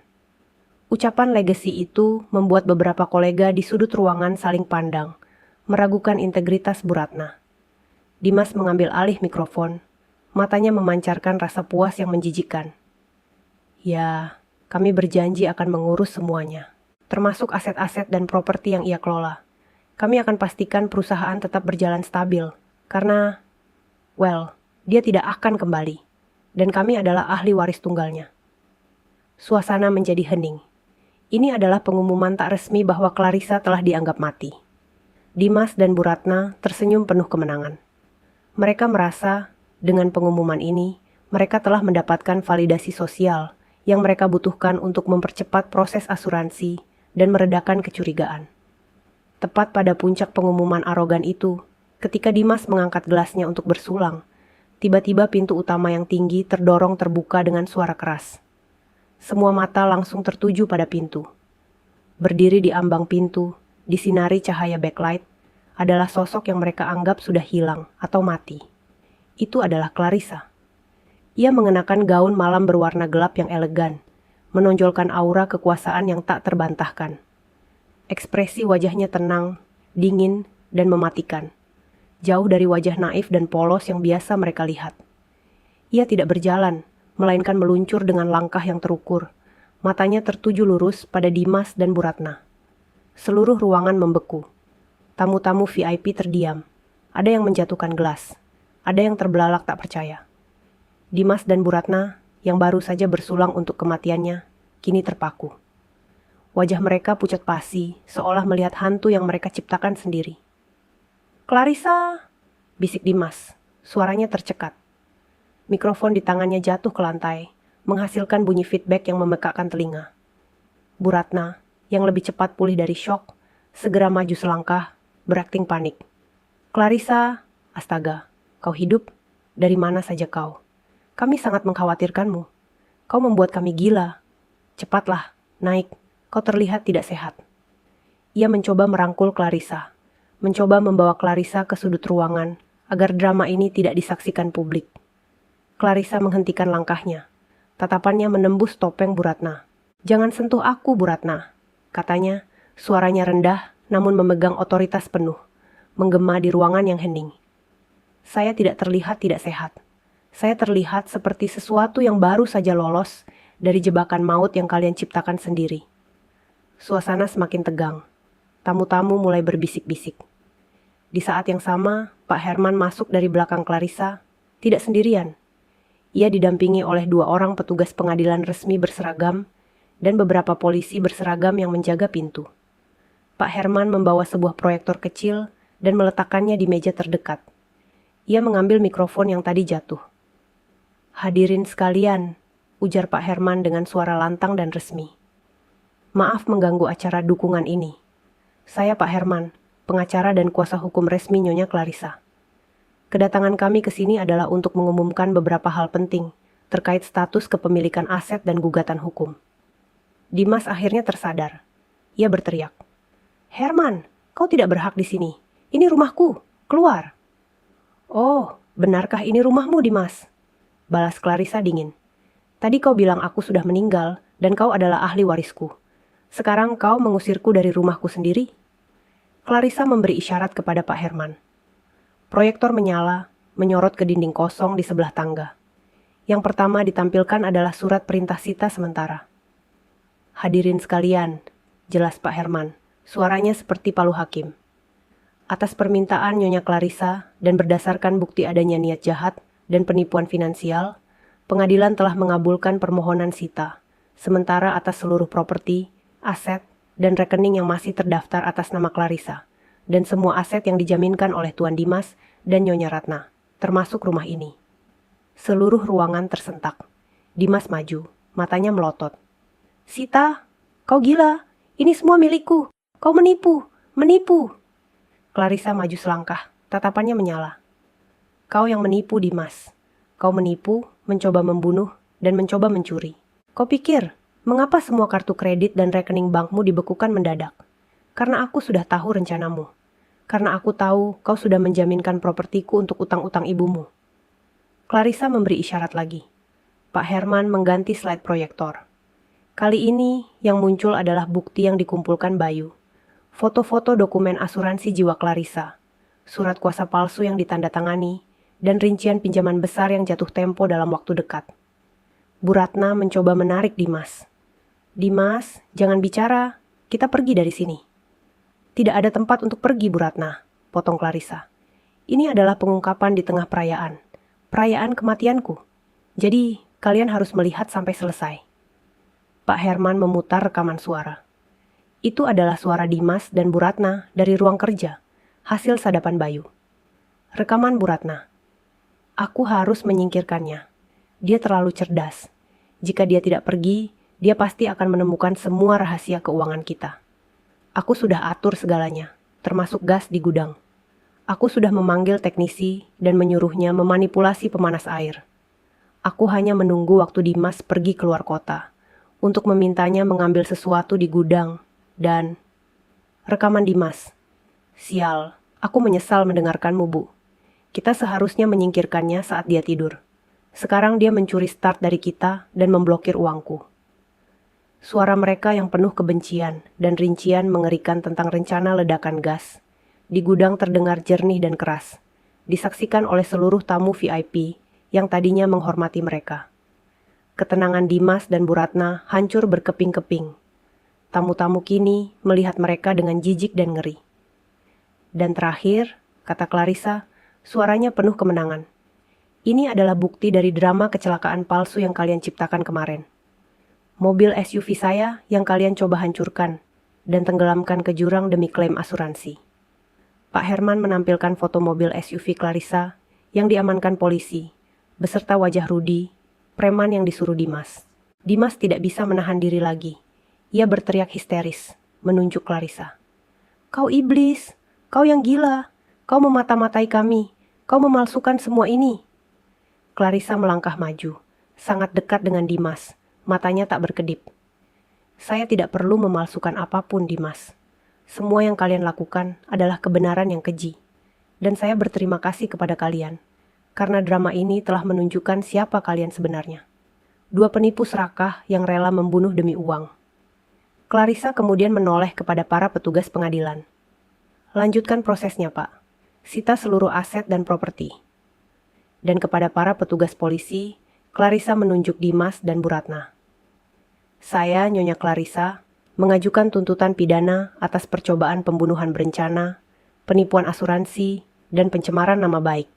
Mohon segera tangkap kedua pelaku ini. Polisi berseragam maju. Dua orang petugas mendekati Dimas dan Bu Ratna. Tuan Dimas dan Nyonya Ratna, Anda ditahan atas dugaan konspirasi pembunuhan berencana dan penipuan finansial. Anda punya hak untuk diam. Bu Ratna mencoba memberontak. Tidak, kalian tidak bisa melakukan ini. Aku punya koneksi. Aku akan menuntut kalian semua. Tetapi usahanya sia-sia. Lengan mereka diborgol. Di tengah keramaian tamu yang kini merekam dengan ponsel mereka, Dimas dan Bu Ratna digiring keluar dari rumah yang mereka klaim sebagai milik mereka. Perayaan duka palsu itu berakhir dengan tawanan yang hina. Para tamu yang tadinya mereka anggap bodoh, kini menjadi saksi kehancuran mereka. Clarissa berdiri tegak di tengah ruangan, menyaksikan kejatuhan orang-orang yang hampir merenggut nyawanya, dan ia akhirnya bisa bernapas lega. Keadilan telah ditegakkan dan kehancuran mereka dilihat oleh seluruh dunia. Pintu kantor polisi membanting menutup di belakang Dimas dan Bu Ratna, menutup rapat drama yang telah mereka ciptakan. Dan di tengah sorotan kamera tamu VIP, video penangkapan itu telah menjadi viral dalam hitungan menit. Reputasi yang selama ini mereka bangun dengan penuh kesombongan, kini hancur lebur hanya dalam satu malam. Mereka menjadi bahan ejekan, simbol keserakahan yang berakhir tragis. Di dalam sel tahanan yang dingin, Bu Ratna menangis meraung-raung, bukan karena penyesalan atas niat membunuh, melainkan karena aib sosial yang tak termaafkan. Lihat apa yang sudah kau lakukan, nama baikku. Semua kolega penting itu, mereka melihat kita diborgol, kita hancur. Dimas duduk di sudut sel, wajahnya kosong. Rasa takut yang murni kini menggantikan arogansi. Ia bukan lagi direktur yang berkuasa, ia hanya seorang pria pengecut yang tertangkap basah. Bukan aku, Bu. Kau yang terlalu serakah, balas Dimas lirih. Kau yang menyuruhku menandatangani semua pinjaman busuk itu. Kau yang mengatur skenario gas itu. Sekarang kita di sini. Di mana semua uang itu? Mereka saling menyalahkan, menunjukkan betapa rapuhnya ikatan cinta dan bisnis yang mereka miliki. Mereka tahu, rekaman suara pengakuan mereka yang diputar di depan umum adalah hukuman mati sosial dan hukum bagi mereka. Sementara itu, Clarissa meninggalkan rumah mewahnya bersama Pak Herman dan Bayu. Ia tidak mengucapkan sepatah kata pun dalam perjalanan. Kekuatan yang ia tampilkan di depan publik kini meredup, digantikan oleh kelelahan emosional yang mendalam. Setibanya di kantor Pak Herman yang menjadi markas sementara, Clarissa duduk di sofa, membiarkan keheningan mengisi ruangan. Nyonya Clarissa, Anda luar biasa. Itu adalah konfrontasi paling berani yang pernah saya saksikan, kata Pak Herman mencoba memecah keheningan. Secara hukum, kita menang mutlak. Dengan bukti rekaman pengakuan niat pembunuhan, penipuan asuransi, dan perusakan barang bukti, Dimas dan Bu Ratna akan menghadapi tuntutan pidana berat. Selain itu, gugatan cerai Nyonya sudah diproses. Dan yang terpenting, semua aset utama Anda sudah aman di bawah perlindungan pengadilan. Tidak ada yang bisa mereka sentuh. Clarissa akhirnya bicara. Suaranya pelan dan bergetar. Aku tidak merasa menang, Pak Herman. Aku hanya merasa kosong. Aku baru saja melihat kehancuran pria yang pernah aku cintai, dan ibunya. Aku hanya merasa lelah. Air mata yang ia tahan selama berhari-hari akhirnya menetes. Aku tidak menangis karena kasihan pada mereka. Aku menangis karena aku begitu bodoh. Aku membiarkan diriku dicintai karena hartaku, dan hampir mati karenanya. Bayu, yang selama ini menjadi sahabat setia, mendekat dan menggenggam tangan Clarissa. Clarissa, jangan salahkan dirimu. Kau tidak bodoh. Kau hanya terlalu tulus. Dan ketulusanmu hari ini telah menyelamatkanmu. Kau sudah melakukan hal yang benar. Sekarang, fokus pada penyembuhan. Proses hukum berjalan sangat cepat. Berita tentang kejahatan mereka mendominasi semua media nasional. Dewan Direksi Perusahaan Dimas segera mengadakan rapat darurat dan mencopot semua jabatan Dimas, membersihkan nama mereka dari aib. Para kolega dan teman yang dulu menghormati Dimas dan Bu Ratna, kini ramai-ramai menjauh, menolak dikaitkan dengan kasus memalukan itu. Pada sidang pertama, Pak Herman menyajikan bukti-bukti secara teliti dan sistematis. Rekaman suara dari ruang kerja, keterangan Rudi, sang preman yang menjadi saksi kunci, dan bukti transfer bank dari Dimas. Bukti niat jahat itu tak terbantahkan. Jaksa menuntut hukuman maksimal. Di ruang sidang, Dimas dan Bu Ratna mencoba mempertahankan diri dengan alasan emosi sesaat dan masalah keluarga, tetapi hakim tidak goyah. Mereka tidak bisa membantah suara mereka sendiri di rekaman. Bu Ratna mencoba memohon kepada Clarissa di ruang sidang, mencoba menggunakan trik emosional terakhirnya. Clarissa, nak, kasihanilah kami. Ibu mohon, ingat semua kebaikan ibu selama ini. Clarissa berdiri tegak. Ia menatap Bu Ratna tanpa belas kasihan, tetapi juga tanpa amarah. Ia hanya merasakan kehampaan. Kebaikan apa, Bu? Kebaikan yang membuat saya harus melarikan diri dari rumah saya sendiri, karena Anda ingin saya tewas terbakar? Kebaikan yang membuat Anda dan Dimas mencemarkan nama baik saya di depan publik? Saya tidak punya hutang budi pada Anda. Anda dan Dimas harus menghadapi konsekuensi dari keserakahan kalian. Kata-kata Clarissa yang tenang, namun tajam itu menghapus semua simpati yang mungkin ada dari pengunjung sidang. Dimas, yang melihat betapa dingin dan teguhnya Clarissa, akhirnya menyadari bahwa wanita di depannya ini bukanlah istri yang dulu ia kenal. Ia telah menghancurkan satu-satunya sumber kenyamanan dan kekuasaan dalam hidupnya. Pak Herman berhasil mendapatkan keputusan yang memuaskan Clarissa. Dimas dan Bu Ratna dinyatakan bersalah atas konspirasi penipuan asuransi dan percobaan pembunuhan. Hukuman dijatuhkan. Keduanya menerima vonis penjara yang panjang, jauh dari kemewahan dan kehormatan yang selama ini mereka nikmati. Lebih dari itu, mereka diwajibkan mengembalikan semua aset yang mereka jaminkan dan semua kerugian yang mereka timbulkan, membuat mereka jatuh miskin dan terlilit hutang setelah keluar dari penjara. Setelah semua usai, Clarissa keluar dari ruang pengadilan dikelilingi oleh wartawan. Namun, ia tidak memberikan pernyataan apapun. Ia hanya menatap langit yang cerah. Apa yang harus aku lakukan sekarang, Pak Herman? Tanya Clarissa. Nyonya harus fokus pada babak baru, Nyonya Clarissa. Jawab Pak Herman tersenyum. Pintu penjara sudah menutup babak yang lama. Sekarang, saatnya membangun ulang hidup Anda. Dan yang paling penting, Nyonya perlu mencari Siti. Dia pahlawan sejati di kisah ini. Clarissa mengangguk. Hatinya kini dipenuhi rasa syukur yang mendalam. Siti, seorang asisten rumah tangga yang berani dan setia, adalah pahlawan tanpa tanda jasa. Keputusan pengadilan itu menjadi penutup yang menyakitkan, namun adil bagi Clarissa. Ia tidak lagi terbebani oleh ketakutan atau kewajiban untuk berpura-pura. Ia telah mendapatkan kebebasan sejati yang dibayar mahal dengan pengkhianatan dari orang yang dicintai. Kisah tentang Clarissa dan pengkhianatan di rumah mewah itu berakhir di meja pengadilan. Tetapi bagi Clarissa, ini hanyalah permulaan untuk sebuah kehidupan yang baru dan lebih otentik. Setelah hiruk-pikuk ruang pengadilan mereda, keheningan menyelimuti hari-hari Clarissa. Rumah mewah yang sempat menjadi sarang pengkhianatan kini disegel pengadilan. Clarissa memilih untuk tidak kembali ke sana. Ia merasa rumah itu telah tercemar oleh kebohongan dan niat jahat. Ia menyewa sebuah apartemen kecil dan elegan di pusat kota, tempat yang memberinya rasa anonimitas dan ketenangan. Ini adalah tempat di mana ia bisa menjadi Clarissa yang sejati, jauh dari ekspektasi sosial dan cengkraman masa lalu. Kemenangan hukum memberinya keadilan, tetapi tidak menyembuhkan luka batinnya. Selama beberapa minggu, Clarissa menjalani terapi. Ia menyadari rasa sakit terbesar bukanlah karena kehilangan uang yang kini sudah kembali ke tangannya, melainkan karena kehilangan kepercayaan pada cinta dan ikatan keluarga. Ia harus belajar bahwa pengkhianatan Dimas dan Bu Ratna adalah cerminan dari keserakahan mereka, bukan kekurangan dirinya. Di momen terendahnya, hanya ada 3 orang yang menjadi jangkar kehidupannya. Pak Herman, Bayu, dan yang paling utama, Siti. Momen pertemuannya kembali dengan Siti setelah sidang adalah momen yang paling emosional. Clarissa menjemput Siti dari kontrakan kecilnya. Begitu mereka bertemu, Clarissa tidak mengucapkan sepatah kata pun. Ia memeluk Siti erat, isak tangisnya pecah. Itu adalah tangisan lega, syukur, dan pengakuan. Siti, pahlawan sejati dalam kisah ini, membalas pelukan itu dengan air mata yang sama tulusnya. "Terima kasih ke Siti," bisik Clarissa, suaranya parau. "Kau tidak hanya menyelamatkan nyawaku, kau menyelamatkan jiwaku. Kau mengajarkanku arti kesetiaan yang sesungguhnya." "Ibu pantas mendapatkan kebahagiaan, Bu," jawab Siti, matanya memancarkan rasa hormat yang mendalam. "Saya hanya melakukan apa yang benar.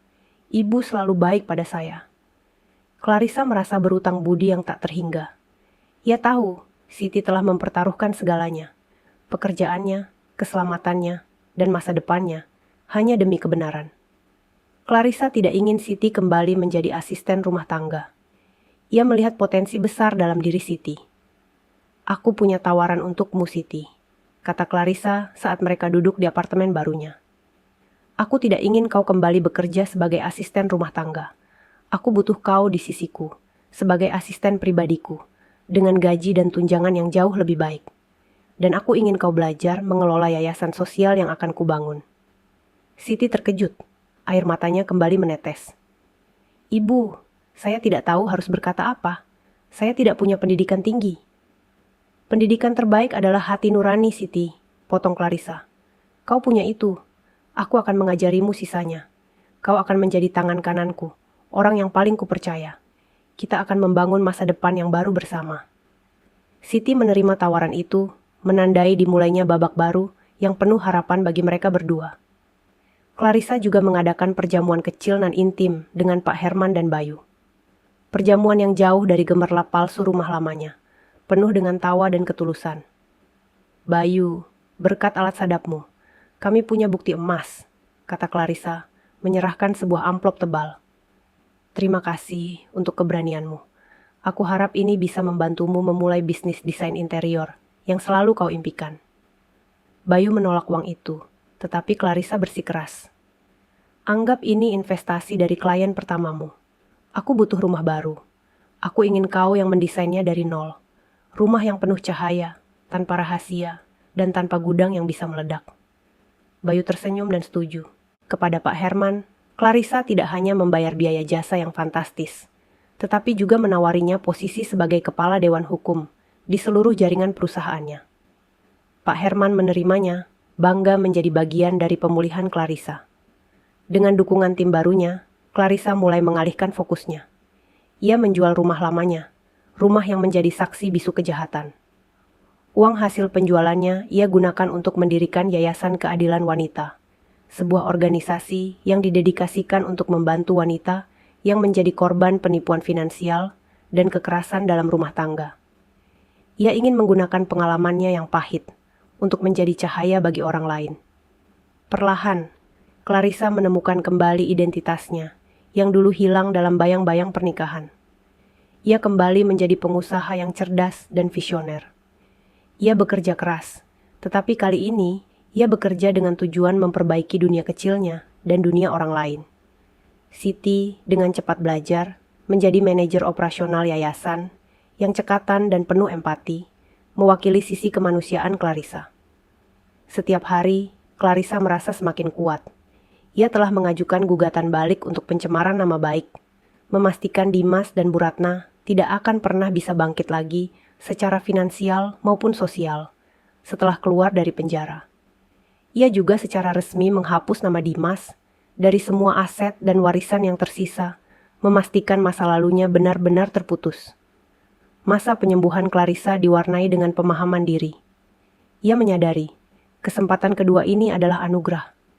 Ia tidak lagi mencari cinta romantis. Ia mencari kedamaian dan makna. Ia belajar bahwa rumah sejatinya bukanlah bangunan megah, melainkan tempat di mana ia merasa aman dan dihargai. Dan tempat itu adalah di samping orang-orang yang tulus mencintainya, seperti Siti dan Bayu. Clarissa menghabiskan sore di balkon apartemen barunya, menghirup udara segar dan menatap cakrawala. Ia menerima telepon dari Pak Herman yang melaporkan bahwa rumah lamanya sudah resmi terjual dan dananya sudah masuk ke yayasan. Rasa lega yang luar biasa membanjiri dirinya. Ia telah mengubur masa lalunya.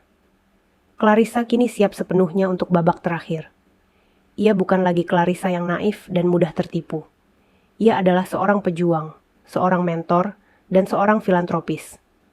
Kehidupan barunya dimulai, penuh dengan kesempatan kedua yang ia ciptakan sendiri. Dunia Clarissa kini telah sepenuhnya berubah. Ia tidak lagi tinggal di rumah mewah yang berhantu. Berkat desain elegan dari Bayu, ia kini menempati sebuah rumah minimalis bergaya modern, dikelilingi taman yang asri dan penuh cahaya. Rumah itu dibangun di atas filosofi transparansi, dinding kaca, ruangan terbuka, dan tidak ada ruang tersembunyi. Rumah itu adalah cerminan dari jiwa barunya, jujur, terbuka, dan damai. Di tempatnya yang baru, Clarissa menemukan makna sejati. Ia memimpin Yayasan Keadilan Wanita dengan semangat yang membara. Yayasan tersebut telah berkembang pesat, menjadi pusat dukungan bagi wanita yang tertipu dan diintimidasi secara finansial. Siti kini menjadi kepala operasional yayasan, tampil percaya diri dan kompeten. Siti tidak hanya mengurus administrasi, ia adalah duta hati nurani. Clarissa selalu mengingatkan Clarissa akan pentingnya ketulusan. Clarissa, dengan gaun kerjanya yang elegan, duduk di meja kerjanya yang menghadap taman. Ia bukan lagi istri dari atau menantu dari, melainkan Nyonya Clarissa, seorang filantropis dan pengusaha yang dihormati. Mahkota yang ia kenakan bukanlah mahkota berlian dari warisan suami, melainkan mahkota keberanian dan kemandirian yang ia dapatkan dari perjuangannya sendiri. Pada suatu sore yang cerah, Pak Herman datang mengunjungi kantor yayasan. Ia membawa selembar dokumen terakhir. Keputusan pengadilan final. Nyonya Clarissa, ujar Pak Herman menyodorkan dokumen itu. Semua proses hukum sudah tuntas. Aset-aset Anda sudah kembali 100%. Bahkan lebih karena nilai properti yang meningkat. Dan yang terpenting, hukuman untuk Dimas dan Bu Ratna sudah inkrah. Mereka harus menjalani sisa hukuman, tanpa kemungkinan pembebasan bersyarat lebih awal. Clarissa mengambil dokumen itu. Ia tidak merasakan luapan kegembiraan, hanya sebuah penutupan yang damai. Dan bagaimana dengan kewajiban finansial mereka, Pak Herman? Mereka dinyatakan bangkrut total, Nyonya, jawab Pak Herman. Semua properti atas nama mereka, termasuk aset Bu Ratna, sudah disita untuk menutupi hutang dan ganti rugi. Mereka akan keluar dari penjara tanpa satupun harta. Mereka benar-benar kehilangan segalanya. Clarissa mengangguk. Hukuman seberat ini bukanlah tujuannya, tetapi itu adalah konsekuensi yang adil atas niat jahat mereka. Ia sudah memaafkan, tetapi ia tidak pernah melupakan keadilan. Sementara Clarissa menikmati kedamaian dan kesuksesan yang otentik, di balik jeruji besi, Dimas dan Bu Ratna hidup dalam neraka penyesalan yang abadi. Mereka berbagi sel yang sempit, dan hubungan mereka telah hancur total, digantikan oleh rasa saling benci dan menyalahkan. Ini semua karena kau, teriak Bu Ratna suatu malam. Suaranya serak karena bertahun-tahun frustrasi. Kau yang tidak becus mengeksekusi rencana kecelakaan itu. Kau yang pengecut diinterogasi polisi. Aku sudah memberikanmu hidup mewah, dan kau merusaknya. Kau yang serakah, Bu, balas Dimas. Tubuhnya yang dulu gagah kini kurus kering. Aku hanya boneka yang kau suruh menikahi wanita kaya. Jika saja kau tidak terobsesi dengan uang, kita tidak akan di sini. Dan lihat sekarang Clarissa, wanita yang kita sebut gila dan bodoh itu, dia sukses besar. Dia dihormati, dia mengambil semua yang kita punya. Penderitaan terbesar mereka bukanlah dinding penjara, melainkan kenyataan yang mereka saksikan melalui berita di koran bekas. Mereka melihat foto-foto Clarissa yang tersenyum saat meresmikan pusat yayasan barunya, atau saat ia menerima penghargaan atas keberaniannya. Mereka mendengar kabar bahwa Siti, asisten rumah tangga yang mereka remehkan, kini duduk di kursi direktur yayasan.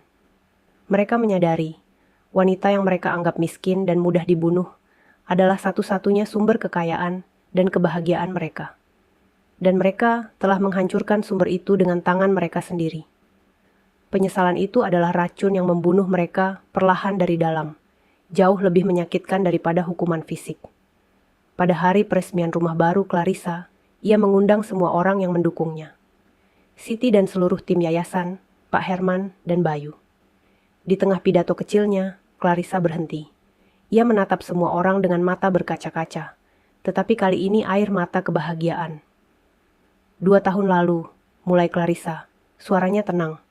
Aku nyaris kehilangan segalanya karena pengkhianatan dari orang yang paling kupercaya. Aku nyaris kehilangan nyawaku karena keserakahan. Aku nyaris kehilangan diriku karena kepolosan yang naif. Ia tersenyum, menoleh ke arah Siti. Siti mengajarkanku bahwa kesetiaan dan keberanian tidak diukur dari status sosial atau pendidikan. Bayu mengajarkanku bahwa persahabatan sejati adalah perlindungan terbaik. Dan Pak Herman mengajarkanku bahwa hukum akan selalu berpihak pada kebenaran. Clarissa mengangkat gelasnya. Aku kehilangan rumah mewahku yang lama, aku kehilangan suamiku, dan aku kehilangan kehangatan keluarga palsu. Tapi aku mendapatkan sesuatu yang jauh lebih berharga. Aku mendapatkan kebebasan. Aku mendapatkan keluarga sejati yang berdiri di sini bersamaku hari ini, dan aku mendapatkan mahkota yang berbeda. Ia menyentuh kepalanya. Mahkota ini terbuat dari keberanian, ketulusan, dan kemandirian, dan mahkota ini tidak akan pernah bisa direnggut oleh siapapun. Dengan kata-kata itu, Clarissa menutup babak lama dalam hidupnya, dan meresmikan babak baru yang penuh harapan. Ia menjalani hidup dengan satu prinsip. Kekayaan sejati bukanlah pada apa yang kau miliki, melainkan pada siapa yang kau percaya, dan pada keberanian untuk jujur pada diri sendiri. Clarissa hidup bahagia dan makmur. Ia tidak lagi mencari cinta romantis, tetapi ia dikelilingi oleh kasih sayang dan rasa hormat yang tulus. Ia menjadi inspirasi, bukan karena kekayaannya, melainkan karena ia berani bangkit dari pengkhianatan paling menyakitkan dan menggunakan kekuatannya untuk kebaikan. Kisah Clarissa adalah pengingat abadi. Ketika keserakahan mencoba menghancurkan ketulusan, kebenaran akan selalu menemukan jalannya untuk menang. Dan pada akhirnya, penyesalan adalah hukuman terberat bagi hati yang penuh kejahatan. Pesan moral dari kisah ini adalah bahwa kekayaan sejati tidak terletak pada harta benda, melainkan pada ketulusan hati nurani dan kesetiaan. Jangan pernah biarkan rasa cinta atau ikatan keluarga membutakanmu terhadap kebenaran, sebab keserakahan dapat mengubah orang terdekat menjadi musuh paling berbahaya. Belajarlah untuk mempercayai naluri, hargai mereka yang membela kebenaran seperti Siti, dan ingatlah bahwa kebenaran akan selalu menjadi mahkota terbaik yang akan mengalahkan segala kebohongan dan niat jahat.